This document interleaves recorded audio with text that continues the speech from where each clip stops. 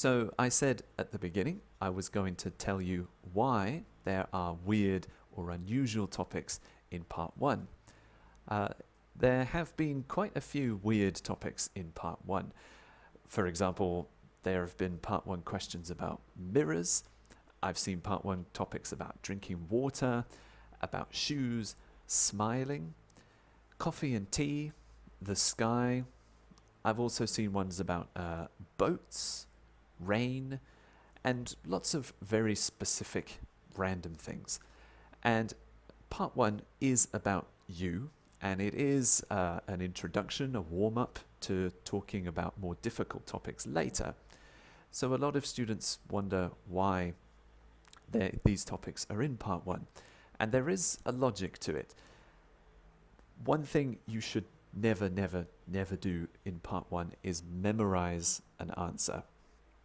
Memorizing is very easy to catch. It's very easy to hear, because if you are challenged on a question you're not prepared for, your true level is revealed and your memorized answers are clearly memorized, and this test will stop. If the examiner knows or catches you memorizing answers or using memorized answers, they will stop the test and you will get a big fat 0. So this is why weird topics exist.